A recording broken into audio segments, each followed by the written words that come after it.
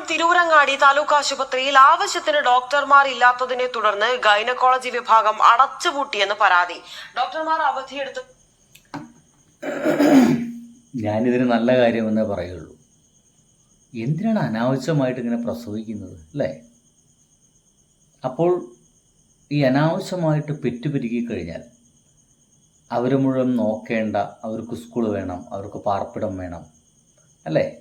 അങ്ങനെ പലവിധ പ്രശ്നങ്ങൾ മുൻകൂട്ടി കണ്ടുകൊണ്ട് നമ്മുടെ സർക്കാർ എന്ത് തീരുമാനിച്ചു? പ്രസവം എന്ന് പറയുന്ന ഒരു പ്രവൃത്തി നടക്കാതിരിക്കാൻ അത്തരം വാർഡുകളും ഹോസ്പിറ്റലുകളൊക്കെ കണ്ട് പൂട്ടുക. അത് അതിഗംഭീരമായിട്ടുള്ള തീരുമാനമല്ലേ? എന്താണ് അതിൽ ഇത്ര വലിയ പ്രശ്നമുള്ളത്? എനിക്ക് മനസ്സിലാക്കുന്നില്ല കേട്ടോ. നമുക്കൊന്ന് കേൾക്കാം. സ്വകാര്യ ആശുപത്രിയിൽ പോകുന്നെന്നാണ് ആരോപണം. ആവശ്യമായ ഡോക്ടർമാരെ നിയമിക്കാതെ ട്രാൻസ്ഫർ നടത്തിയതിലും അപാകതയുണ്ട്. വിവരങ്ങളുമായി ശാന്തകുമാർ വെള്ളാരത്ത്. അപ്പൊ ഇതിൽ വേറൊരു ഇഷ്യൂ ഉണ്ട്. സ്വാഭാവികമായിട്ടും ഈ കൃത്യമായിട്ടുള്ള ചികിത്സ ഒരു ഗവൺമെൻറ് ഹോസ്പിറ്റലിൽ കിട്ടാതെ കഴിഞ്ഞാൽ നമ്മളടക്കമുള്ള ആളുകൾ എന്ത് ചെയ്യും? തൊട്ടടുത്തുള്ള പ്രൈവറ്റ് ഹോസ്പിറ്റലിനെ തേടും.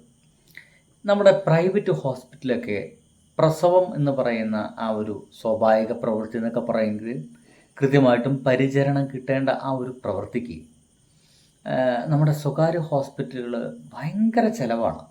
എന്ന് വെച്ച് കഴിഞ്ഞാൽ അതിപ്പോൾ പാക്കേജുകളൊക്കെയാണ്. ഫോർ എക്സാമ്പിൾ, ഒരു നോർമൽ ഡെലിവറി ആണെങ്കിൽ ഒരു മിനിമം ഒരു 50,000 റുപ്യ അല്ലെങ്കിൽ ഒരു 30,000 റുപ്യയുള്ളിൽ ഒരു 30,000 റുപ്യയുള്ളിൽ അതങ്ങോട്ട് തീരും. പക്ഷേ ആ 30,000 കൊണ്ട് അത് അവസാനിക്കില്ല. കുഞ്ഞ് പുറത്തു വന്നു കഴിഞ്ഞാൽ കുഞ്ഞിന് മഞ്ഞയാണ്, ഇങ്ങനെ പല കാര്യങ്ങളും പറഞ്ഞ് ഇവരെ മിനിമം ഒരു ഇൻക്യുബേറ്റർ സംതിങ് ഒരു സൗകര്യത്തിൽ അവിടെ കൊണ്ടുപോയി ഇടും. അങ്ങനെ കൊണ്ടുപോയി ഇടാൻ അത്യാവശ്യം നല്ല ചിലവാണ്. അങ്ങനെ മിനിമം എന്തൊക്കെ തന്നെ ആയാലും ആ ഒരു അമ്മ അല്ലെങ്കിൽ ആ ഒരു കുടുംബം ആ ഹോസ്പിറ്റലിൽ നിന്ന് പുറത്തിറങ്ങി വരണമെങ്കിൽ മിനിമം ഒരു 1 lakh കിട്ടി കൊടുക്കേണ്ടി വരും. ഈ അനുഭവങ്ങൾ ആരെങ്കിലും ഉണ്ടെങ്കിൽ കമൻ്റ് അടിക്കാൻ കേട്ടോ. അല്ലെങ്കിൽ പാക്കേജുകളാണ്. അതായത് ഒരു ഡോക്ടറും ഒരു നേഴ്സും എപ്പോഴും ഒപ്പം ഉണ്ടായിരിക്കും. അതിനൊരു 2 ലക്ഷം രൂപ പാക്കേജ്. ഇനിയിപ്പോൾ ഒരു 4 നേഴ്സും ഒരു ഡോക്ടറും 24 hours ഒരു പ്രത്യേക മുറിയിൽ നിങ്ങളൊപ്പം ഉണ്ടായിരിക്കും. അതിന് വേണമെങ്കിൽ ഒരു 5 ലക്ഷം രൂപ എന്നൊക്കെ രീതിയിലുള്ള പാക്കേജുകളൊക്കെ ഉണ്ട്. സാറിന് ഏത് പാക്കേജാണ് വേണ്ടത് എന്നവർ ചോദിക്കുക. നമ്മൾ വിചാരിക്കും ഇതെൻ്റെ പടച്ചവനെ നമ്മളെന്താ ടൂറ് പോയിരിക്കുകയാണോ അല്ലേ? നമ്മളെന്താ ടൂറ് പോയിരിക്കുകയാണോ? അവിടെയാണ് പാക്കേജുകളൊക്കെ ഉണ്ടാവുക അല്ലേ? അതേപോലൊക്കെയാണ് ഇവർ നമുക്ക് പാക്കേജ് തരിക. ആ പാക്കേജ് നമുക്ക് തിരഞ്ഞെടുക്കാം. ഗവൺമെൻറ് ഹോസ്പിറ്റലാണെങ്കിൽ ഈ പാക്കേജുകളൊക്കെ നിൽക്കും. അവിടെ എല്ലാവർക്കും ഓരോ തുല്യ പരിഗണനയാണ്. അതിപ്പോൾ ഏത് പണച്ചാക്കിൻ്റെ മക്കളാണെങ്കിലും ഒരേപോലൊക്കെ തന്നെയാണ്. അങ്ങനെ അത് കഴിഞ്ഞ് നമ്മളുണ്ട് പുറത്തിറങ്ങി വരുമ്പോൾ ആ ഒരു പ്രസവം അതുപോലെ നിർത്തുകയാണെങ്കിൽ ഒരു 6,000 രൂപ എങ്ങാണ്ടൊക്കെ കിട്ടും.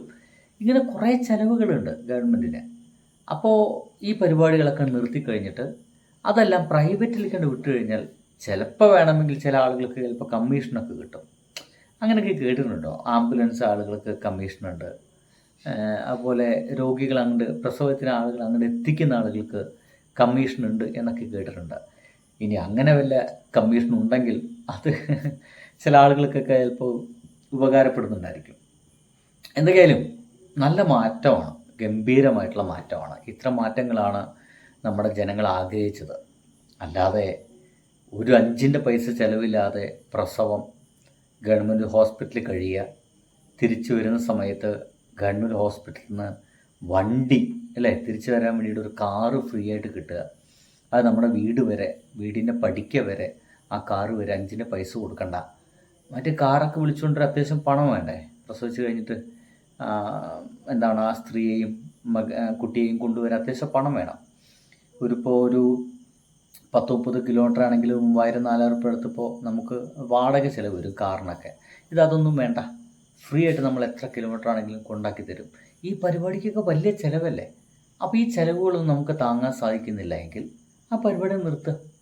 അത്തരം ഹോസ്പിറ്റലിൽ നിന്ന് ഡോക്ടർമാർ പിൻവലിക്കുക. ഡോക്ടർമാർ പിൻവലിച്ചു കഴിഞ്ഞാൽ സ്വാഭാവികമായിട്ടും അതവിടെ പൂട്ടും. അതവിടെ പൂട്ടിക്കഴിഞ്ഞാൽ പിന്നെ രോഗികൾ എന്ത് ചെയ്യും? ഇത്തരം ആളുകൾ എന്ത് ചെയ്യും?